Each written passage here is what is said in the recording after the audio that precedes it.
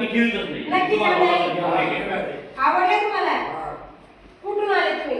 आणि कळवलं. मच्छी खाण्यासाठी? हा. आवडली मच्छी? हा.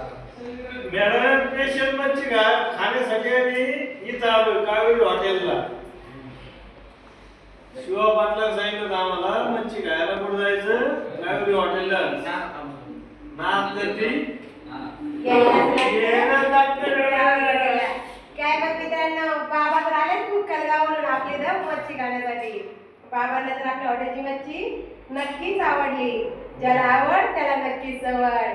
काय मग मित्रांनो, बाबा तर आले मच्छी खायला कावेरी ताईच्या हॉटेलला. आम्ही पण आलो, तुम्ही कधी येता?